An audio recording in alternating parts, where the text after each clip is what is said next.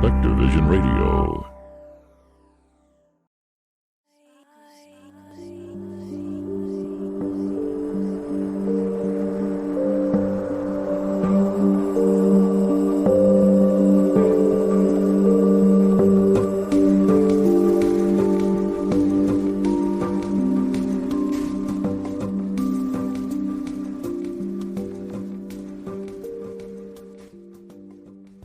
Hello and welcome to the Modern Fairy Sightings podcast, where we listen to people's fairy encounters. But take heed, we're not talking about winged Tinkerbells here. These are real fairies, real encounters that took people like you and I by surprise. Stay a while and hear their stories. My name is Jo Hickey Hall, and I'm a folklore researcher. Hello everybody and welcome to the Modern Fairy Sightings podcast. I'm Jo Hickey Hall and I am joined this time by Philippe Hannetelle, who is a teacher of the body mirror system of healing. Welcome, Philippe. Welcome and thank you to invite me for this podcast. Well, thank you so much for making time to come to speak to me. I would love to hear how it's been for you, Philippe, to find Body Mirror System. Obviously, you're now a teacher, but I'd like to hear how you kind of heard about it and also to hear kind of what it's like for you to hold these classes, because you do a lot of the European classes. I teach mostly now in Greece and Italy and Portugal. Yeah. And in fact, how I came to the BMS, it's a long story, but I am going to make it short. In fact, when I was a child, a nephew of my grandmother was, how do you say in English, a radiesthesist or dowser. He was working with a pendulum, analyzing blood paper with the saliva of people. And with the pendulum, he was finding the symptom and prescribing homeopathic drugs. Oh. And when I was born, my mother had some phlegmons, some swollen arms, and no doctors found a solution. And my grandmother told her, hey, you should contact Pierre because he's very good. And my mother did so, and she received, so she sent this blood paper with saliva. And a few days later, she received a prescription with homeopathic drugs. She took the treatment, and so in some days, the phlegmons disappeared. And after, so we were in touch and following this treatment, so almost all year long, you know. And when I grew up and became a teenager, and so I was visiting him very often. And I had my first experience with energy and consciousness with him, because he wrote a book in the 50s in French with another person. And the book was, in fact, about you are a creator and everything begins in your consciousness. And he was the first to introduce me to Paramahansa Yogananda, Autobiography of a Yogi, and the life of the master in the Far East, and so on. And when I was visiting him one time, he said that the last time we see each other, I'm going to leave my body. And so I heard him, but it was like, so why is he saying that? And in fact, a few weeks later, I was visiting with my wife at that time, my parents, and they just received a letter from him saying bye-bye. And so immediately I took the car with my wife. We were driving 2 hours, and when we arrived, his door was slightly open, and we came in. The family was already there. He was lying on the bed dead. And so it was like, wow. And after that, I had no more somebody to speak with, because it was in the, I say 75, 80s. So I was in a small town in France and speaking about consciousness, spirituality. So it was not very welcome. No. And so I read a lot of books about spirituality, but no more direct experiences. And in fact, after being so train driver during 13 years, having this bar in Belgium, after I had during 3 years so a company to sell recycled paper in the east of France in Metz. Financially, it was a disaster, and I was looking for possibilities to sell this recycled paper. And so I was participating to some spiritual fair, organic fair, and so on. And in Belgium, in Brussels, first time I met so the body mirror system, and Martin was there, but I didn't know them, but I was attracted. And Martin came over looking at the recycled paper. So, and that's it. And 2 weeks later, I was in another spiritual fair in the south of Belgium. And there was a stand of the BMF there, and Martin was there with Daniel Berchem and Luxembourg instructors and some other people. And because nobody was buying my recycled paper, I closed my place, and I was listening to the talk of Martin. And I said, but I know that because it reminds me of the nephew of my grandmother. And so at the end of this fair, I found myself with Martin and the other people in a bar to complete the fair and to drink something. And someone told me, hey, you should come. There is an intensive in a few days. And at that time, financially, it was so difficult. I had no money to participate. And someone told me, here is the money for you. But I say, I am not going to do, I will not be able to give you back the money. It's not necessary. It's unconditional. And for me, I didn't know what meant unconditional at that time. And after some resistances, finally, I accept the money. And so some days later, I found myself in my first intensive with Martin. And at that time, I was nearsighted. I was wearing glasses. I had astigmatism, and so for the first time during this intensive, I was able to see better, and I felt this change in my consciousness. Yeah, it was really really great. Yeah, that was my first encounter with the body mirror system and Martin. So That's wow. You're it's so lovely to hear you talk about that. I had a really similar experience with the vision and the just consciousness shift yeah. immediately with that.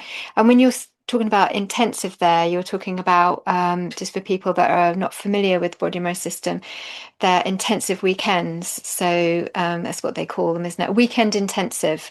So it's where you come for the 2 days and you do a course within that 2 days. And then they've got the kind of longer courses, which are usually Wednesday to Sunday morning, Yeah, yeah, so Wednesday night. mostly, yeah. Just for example, in Greece, next week it will begin on Friday because they have some celebration, some free day, and like that, people are able to participate without taking holidays or removing Oh, cool. some days from their holidays. Yeah, Makes sense. Yes, yeah, the yeah. intensive weekend. Goodness me, that's really amazing then. Did you find that other things happened in your life as well afterwards? When you, so obviously your vision had changed, but then when you went back to whatever it was that was going on in your life, did you find that other things had shifted?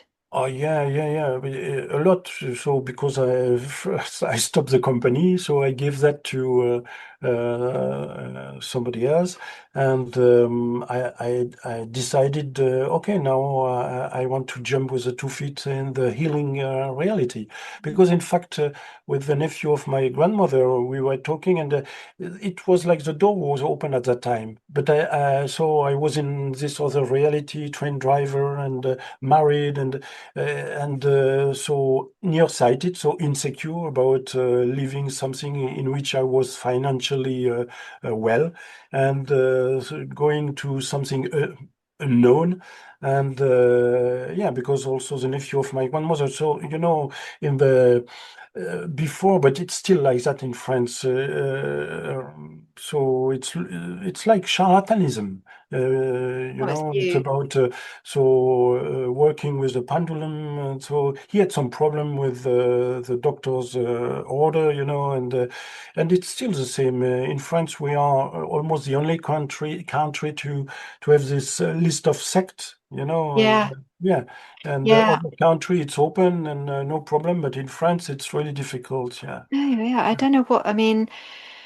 Obviously, this is the scene of where the execution of the Cathars took place as well, isn't it? I mean, but yeah, it's not that much more open-minded in Britain. I don't know what you think. I think I'm kind of in a bubble with it all because I've been going to, healing fairs and healing workshops since the 90s, and I feel very comfortable at these places. And we've been looking at these ideas for a long time, but then I forget that when you go out in the wider world and you talk about healing, people just, as you say, they think that this is some kind of yeah, charlatans trying to, that they're faking something. And I really dearly wish that everyone could experience what it's like, to have that kind of shift, and because you really feel it, you feel different, your body feels different, and most importantly, when you go back into your life, things change. As you say, you make those steps that always felt as if that they were thresholds that you'd never be able to cross, and it feels impossible. And how could you ever have a life like that when this is life and this is how it goes, and you're kind of plodding along. The other thing I noticed when I first went to that body mirror system was it was like the colors became more vibrant. It's almost like sort of being in a sepia or black and white film or something, and you're going through your life and it's just kind of happening, and it's almost like you're not quite, it's like you're not at the wheel, you're not driving it, you're just sort of, I don't know, not even playing the main part in your own life. yeah, And after the healing, it felt I'm also short-sighted. And when after the healing, I didn't need to wear specs anymore. I could see the crispness of the leaves outside on the trees. That's the first thing I noticed because we were on second or third floor at the London College of Psychic Studies. That's where I did my yeah, first course with him. And just, yeah, just I remember walking around afterwards, and the people that I'd been at the workshop with those past 2 days or however long I'd been there suddenly said, "You look different. We can actually see your face." And it was almost as if before there'd been some kind of veil where, and it did feel like that's what it felt like in my life. It felt like I was kind of really disconnected to my life, and I sort of almost just resigned myself to the fact that that's what life was like. And the other really big thing for me was that when I opened my eyes, I said to him, "The fear has gone." That's my first words were, "The fear has gone," and it was here. It was around my heart area, and I didn't even know, well, between heart and solar yeah, plexus actually. mm, It was kind of here. yeah, And the thing is that I hadn't even known that I was frightened. That's the sad thing about it, is that I hadn't known that I had just been walking through my whole life, or at least at some point I slipped into that way of being, and that was just normal for me. I was just walking around just so frightened of everything, which of course speaks of the, yeah. the vision. Being short-sighted is retreating from the world. Yeah. Yeah, but I think that the most important thing for me happening during healing, and because yes, you have physical healing, and so, but I think the most important is the shift in the consciousness, and I could experience that for myself because in the intensive with Martin, and also now still now with Anik and me each evening, so the classroom becomes a discotheque. Mm. And in fact, Martin was saying maybe maybe it's the most important part of the workshop. And in fact, yes, because I remember at first I was sitting on a chair against the wall looking at people on the dance floor, and I was thinking, oh, it would be really nice if I can dance. I jump on the dance floor, and suddenly, no, you are not going to do that because people are going to look at you. You don't know how to dance. You have to relate with women on the dance floor, and you are not secure. And in fact, when I was talking to myself that way, I felt bad, and yeah, my eyesight was even worse after, Yeah. until some days later. I said I was not serious about my goal. In fact, seeing clearly without my glasses, and I had even if I felt insecure, I had to stop to be in this frame of fear. I had to decide to jump, and I did that. And in fact, at first, I was tense. Okay, it was my mind that was dancing my body, and after a while, I stopped to control myself, and in fact, I began to move the way I wanted to move. And Martin was telling me after, yeah, it was your spirit dancing your body, no more your mental and your control, and that was for me important. And after, yes, in the workshop, for me, the most important is to see when people arrived, and yeah, you have the old participants, they know each other, they give hugs, and so. But the new ones, they are in their bubble and with their tension, their symptoms, and to see how this process of transformation during each day, and at the end, it's like a sense of unity, because when we teach, when we begin, after each healing, as a teacher or instructor, we have to erase our mental screen and to take a fresh look about how the healing is taking place for each participant. And in fact, everybody in the workshop should do that for themselves and for the other. And like that, it helps everybody to jump in the new reality, to change their vibration, to bring them really in the physical reality. And at the end of the workshop, yes, people have this more and more this sense of unity and feeling more and more this unconditional love and compassion and acceptance. After, the question is, when they go out, are they able to maintain? And that's the most important thing also, because it's in their hands, and they have to continue to, yeah, to work on themselves. But also really in relation with the medical reality. I don't know if when Annick was doing the podcast with you, if she was talking about the work Jérôme is doing in the north of France Right. now with, so he's working since now 2 years with an oncologist and a general doctor, generalist, and so they work with people having cancer. And in fact, the medical order, I don't know, the board, medical board, they accept that. Okay, they agree. And it was already, the door is open. And they began with a list of questions. How the cancer began and what was happening in your life when the cancer began. And everybody was answering, and the oncologist was just, because everybody has something to say about a situation in their life happening in which they felt unhappy.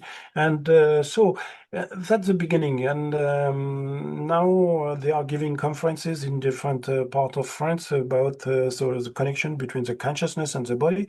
So it's moving slowly, but it's moving. And that's very important. And uh, because when we speak about healing, so people they don't know exactly what we mean and what's happening, and you can explain with words, but once again, it's just words. The most important is the feeling and to participate and to see. Exactly. I think I heard that recently where someone was saying, well, how does it work then? And it's like, well, I mean, I could kind of direct somebody to view the conversation I had with Annie. It's very hard to put into words. Yeah, It's there's a sense with it, and also, you do need to be open to it. If you're going to sort of just be really closed about it, then there's nothing. that's your choice, isn't it? But it's very hard to put into words if somebody's just refusing to be open to the idea that it is possible, because it is possible. We've all seen it happen. But this is amazing news that the medical board in northern France are taking this on board and actually looking at the relationship between Yeah. the body, the physical symptoms, and the consciousness, and that, as you say, a terminal disease when it arose, asking the patient then, or at least opening to the idea that the patient had something going on in their lives at the time. Yeah, but I think that's the future, because we have the same purpose, okay, to work for the well-being of everybody, and I think a lot of doctors recognize now that they have to make the connection between the body and the mind, so by a mind-body connection, okay, and now also with quantum physics and biology, they see that yeah, something is different compared to what they were thinking before, and this sentence of Descartes, I think, therefore I am. So, and here it's I don't think, therefore.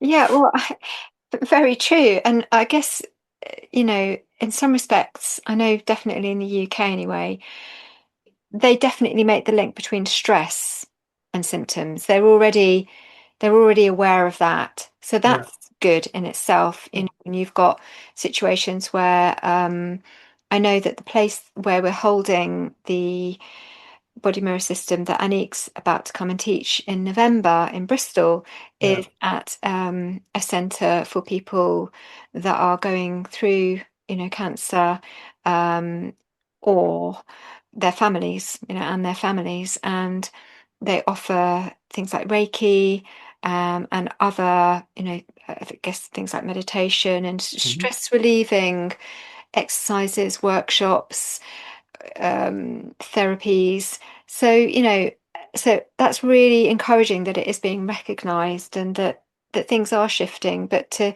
hear that they're looking at body mirror system and seeing how that's helping people is wonderful news, and I'm excited about that. I wanted to ask you also about, the kinds of things that you've witnessed taking place in your classes. If somebody is watching this and they've never been to one of these classes before, what sorts of situations have you observed happening with people when they kind of come in the door to when they leave? I can explain first my experience, my own experience. In fact, I was participating to an intensive of Martin in the south of France, and I don't know if you remember Francisco del Campo, who organized You remember intensive, Francisco? yeah, Yeah, yeah. in the south, also in Champagne, and he was translating from time to time. And I was talking with him before the beginning of the intensive, and he said, "Oh, you have a lot of work. It would be good if someone could translate." He was saying that like that. And I said, "Oh, I could do it. Oh, you could do it. So I am going to ask Martin." And he asked Martin. Martin said yes. And suddenly I found myself as Martin's translator. And my English at that time was not so fluent as it is now, Thank but it was like for me.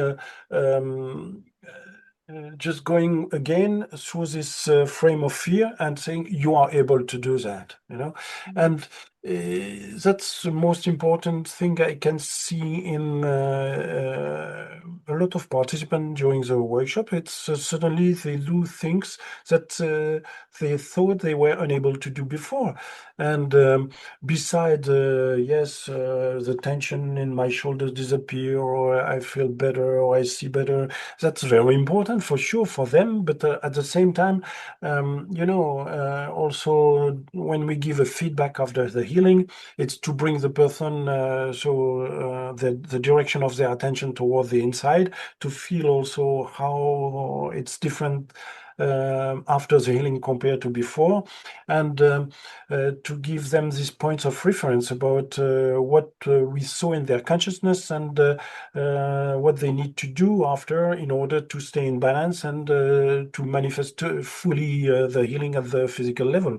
And so that's for me the most important thing, is to see this process of transformation. And for me, that's the reason I enjoy to always to teach a workshop. It's because I enjoy to see this transformation process in, also for me, because I receive a lot, okay, and to see that happening for everybody, and the amount of love, and you have shared a workshop, you know how you feel with the love, and suddenly it's like overwhelming sometimes, okay, it's a lot, and yeah, sometimes there are also some resistances coming up because after weeks, months, or years of suppressed emotions, suddenly receiving a lot of love and energy. And if the person, there is a difference between a person saying, I want to be healed, and what's really happening inside. Sometimes they are a bit afraid of letting go of some situation. And so they resist, and but all the love and energies they receive has to take place, and so sometimes it's a bit like Russian mountains for some people. That's the reason we tell them open, and yeah, it's to see this process of opening happening. It's yeah, really, really nice. I love that. I love that. I love that. And what you're talking about there with the, the lot of love in the class, for people that haven't been along to any of these classes, you're giving and receiving 5 healings while you're in the class. So you're listening, you're having the kind of presentations, and then you're going away and you are trying out what you've just been taught. And so how that builds is in these five healings. And there's always so much energy in those classes, and it's almost, you can even see it, because I'm sensitive to being able to see these layers now. You can see it in the class, for me anyway, how much energy there is. And for me, I used to try and get to one every single year, because I had that really profound shift the first time, because I was coming from, I guess, an unhappy place in my life, or just living an unhappy life, or less. There was a lot of discontentment, dissatisfaction, um, and kind of without knowing it, almost. And when that switch happened, because it felt like a switch was, switched on, and that I suddenly was switched on, sort of thing. Um, that was a big shift to come from one to the other. And then every year I would go back to, what I actually felt was that every time I went back, it was kind of another layer was peeled off. Do you know what I mean? Yeah. Then you go back again another year, and because you kind of go away into your life, and the way that Martin used to teach it was that when you first came into class, you were in one bubble of, you were experiencing the world through a certain bubble, a filter, perceptual filter, Yeah. and everything that you experience is coming through that perceptual filter. And then when you've had the healing, and or you've been at the workshop for the weekend or the few days or whatever, it's like you're in a new bubble, and that old bubble, you're still slightly in it, but it's mostly sort of behind you now, because you're resonating with this new bubble. And that you are, when you go back into the world, you're encouraging the perception that the healing has happened, i.e., really feeling yourself in this new bubble and noticing those shifts. So for me, when I first had that healing, it was walking home afterwards, and I could see the people's faces on the other side of the street, which I couldn't do before because it was all blurry before. But now I could see their actual features of their face. And this the street where the London College of Psychic Studies is, it's High Street Kensington in London. And they're huge, huge, big, wide roads. So for me to be able to see the person on the other side of the street was wow. And then I went into a shop, and a bit like you were saying, being at the disco and just feeling really kind of self-conscious. That's what it had always been like for me. And I went into the shop and I just had this interaction with the person behind the desk. And and that was a really new feeling for me. It's like I feel okay, I feel different. I feel able to, I guess I was not disconnected anymore. That layer, that filter of fear was removed. And now it just felt really easy and natural for me to talk to people. Whereas before I was kind of hiding away and not really, feeling able to just be myself. Yeah, subtle shifts, but really life-changing. Yes, that's the most important thing. In fact, that's the feedback because the healing. So you have a lot of healing techniques and therapy and so on, bringing the energy system again in a state of balance. But the most important, because after healing, a person can feel different, good, and full of energy. But after, when they go back in their daily life, if they don't know what was happening in their consciousness, which situation their attention, so it's really easy to come back to the same scenario as before and to recreate the same tension and the same situation, same symptom. So we can say the feedback is to ground the person, to ground the healing in the person, in the physical reality. When the healer is has good perception and give a good feedback, so the person gets points of reference about what they had in their consciousness before the healing, and about the tension they had in their consciousness, and they know what they need to pay attention to when they go back in their daily life. And it's for me important to insist about a state of vigilance, because yeah, vigilance is not some hours a day, it's all day long. You have to be vigilant. And we know that so the direction of the energy is from the consciousness to the energy field to the physical body. And when we don't listen to our intuition, the first level of communication will be our emotion, saying, hey, you do something that is not okay. But because each of us, we have the free will, so if we don't want to listen to our emotion, the next level of communication will be our physical body. And we create a symptom, or we attract a difficult situation in our life. And so when the person knows the tools, and in fact, what Martin did, it's to demystify the process of healing, and it's so clearly explained. And I remember, because we are teaching also the vision workshop, okay, and the same idea, but based on so the eyesight and what you need to do in your consciousness in order to have clarity again in your consciousness and in your eyes.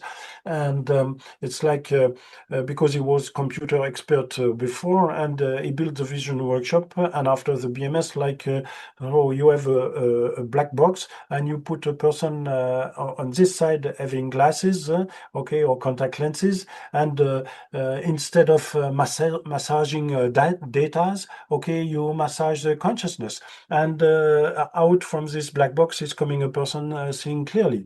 So so everything in the workshop is made in order to bring this the person to this state of clarity in their consciousness, and in the vision workshop, but also in the BMS workshop. And that was also what impressed me at first, and what is impressive for a lot of participants coming to the workshop, the clarity and the easiness, because these techniques can be also taught to children because it's so easy. Yeah, that's And in fact, it's easier with children because they work, healing is working with your imagination. And the child, most of our children, they have an imagination very, very vivid. Yeah, that's right. I think that's why I loved it when I found it, because Mm, I've always been really imaginative too, and I see the imagery. I see really clearly. I can see it, so I used to really love it. You can play with it. You're when you're doing these healings, you can get as creative as you want with it. But what I really liked about the system was mm, that it's no nonsense. Because Martin was very no nonsense about it. yeah, I had been doing Reiki for years before. I'd probably been doing Reiki for about 9 years before mm, I went to a body mirror system class. And it was very different because there was nothing you needed. You didn't need to do this or that or say this first or that first or whatever. It's just like, boom, right? You're saying to the person, how can I help? The person says, I want to be healed from this, and this. Right. Okay. They're sitting on the chair. You don't even need the chair. You could be sitting on the ground. I've done that for people where they've yeah, been sitting on the ground, and bang, you're in and you're there. You fill them with white light, which we of course taught in the first part of the workshop. It's the first healing we're taught. And then, going into each chakra, and you just see what you see and you trust what you see. And even if it doesn't mean anything to you, when you give that feedback to the person, they always know what you're talking about, yeah. whatever it is. And I really love that. They're kind of very simple, but extremely powerful, and just, yeah, trusting what you see and going with it. And it really does open you up, I feel. But also, yeah, what is important is to put everybody again in in the driver's seat in their consciousness, to give that they feel again their power. Okay, because a lot of people are so under control, so in their family or with their partner or whatever, and it's like because speaking about eyesight, you see like it's epidemic now. A lot of people so have this tension in their consciousness, and now we saw a lot of people make this laser surgery, and so we don't see anymore these people with glasses and contact lenses so often that we saw before. But we know that also a lot of people doing laser surgery after they come back to the blurriness again because the tension in their consciousness they put it again, and Mhm. yeah, so. Yeah, it's I can imagine that. That's what happens if people have laser surgery and then they go to the vision classes. Does that just kind of correct itself? Yeah, yeah, It, yeah. Some people came also, they had a cataract and they had a surgery, an operation, and they got yeah. this lens remove and a new lens. Yeah, everything is energy. So also something physical is just energy, just black holes, white holes, and in a state of motion, and we can do anything. I think that's was also what impressed me with Martin ideas. It's anything can be healed. You can heal anything, and to open the doors for any possibilities. So when it happens, people looking from outside they say it's a miracle, but in fact it's not a miracle. It's just the way the universe function and the consciousness function. And for me, it's this idea that when it's to be without limits and to approach the experience of healing as a healer and like that, and also to open the healing consciousness to the possibility of the full manifestation now, and that's also different from other technique, just one session healing. Okay, and so that's a possibility that is offered. After, when it happens like that, we look at the combination, what was happening in the healer consciousness in daily, and this great combination was manifesting this immediate healing. Yeah. Mhm. And so we look to repeat this experience as often as possible. But sometimes it doesn't happen like that.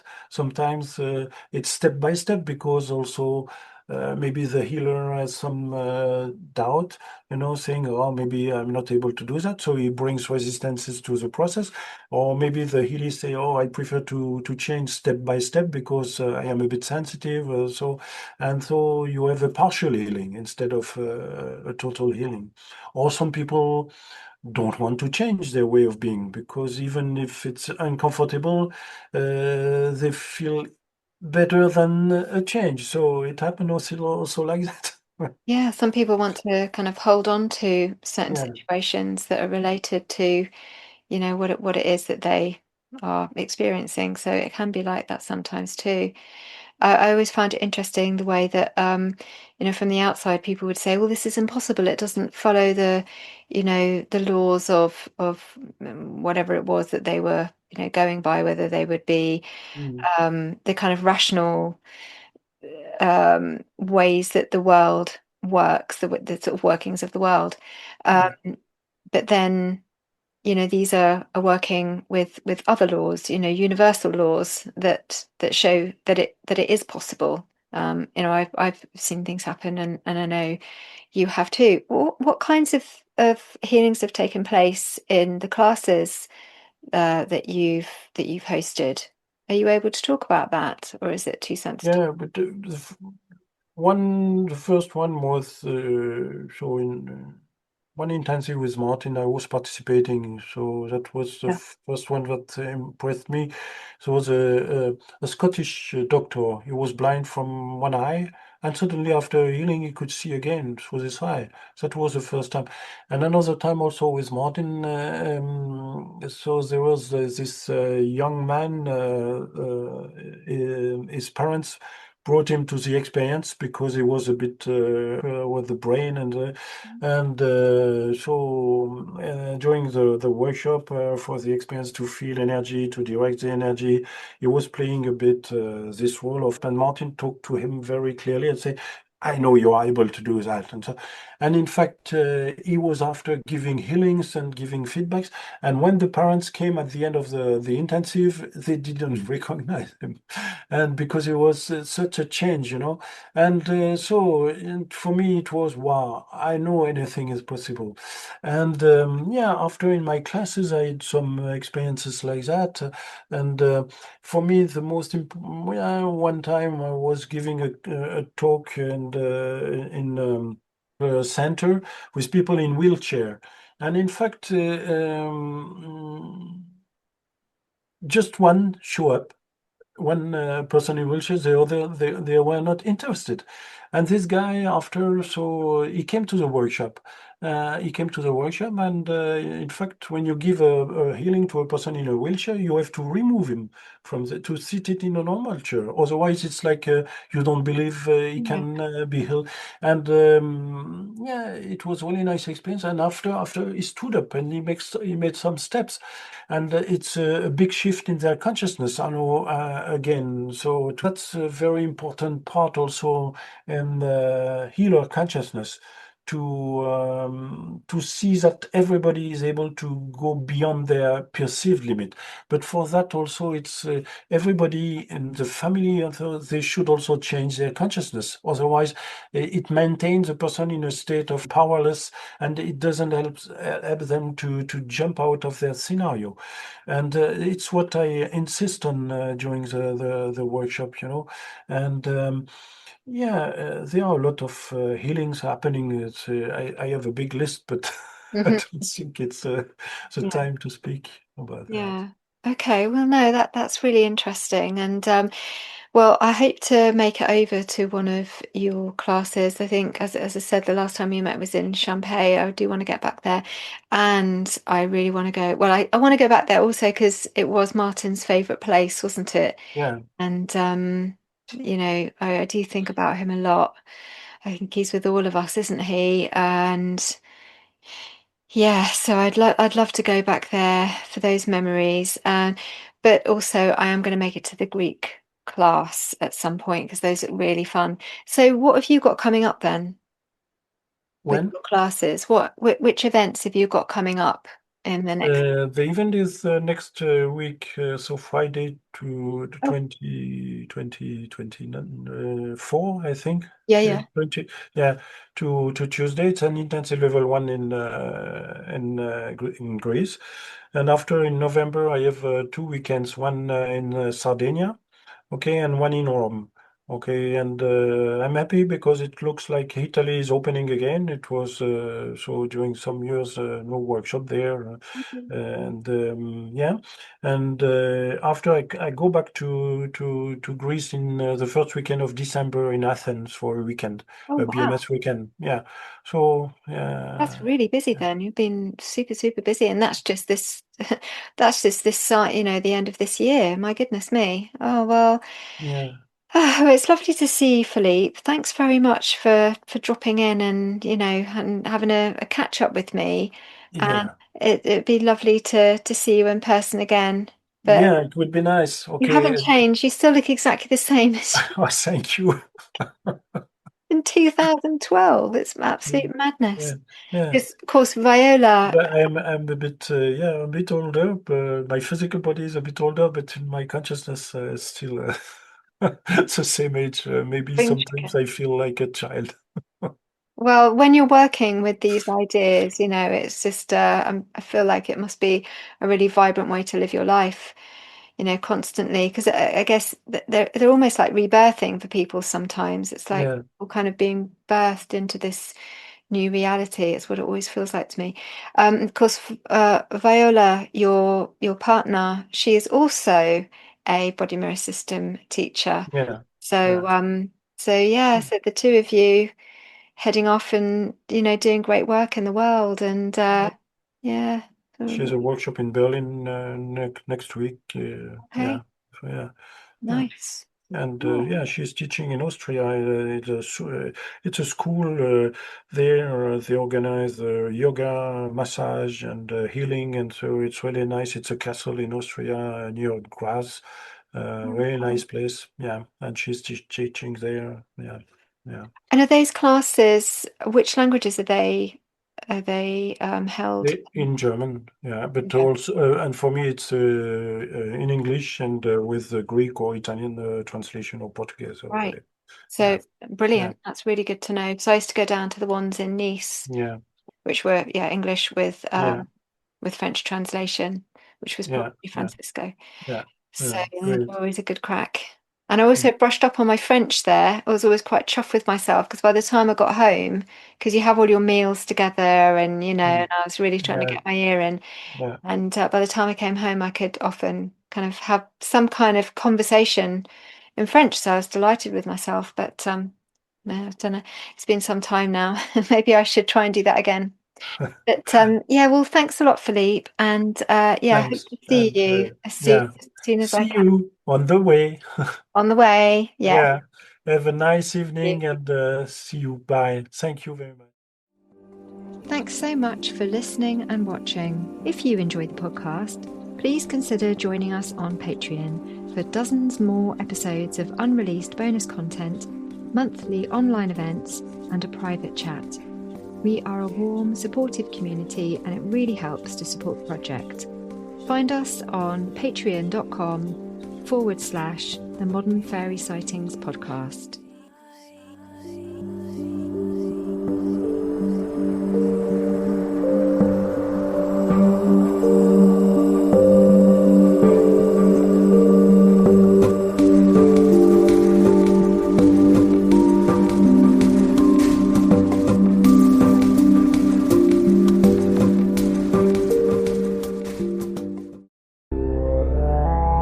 Spectrovision Radio.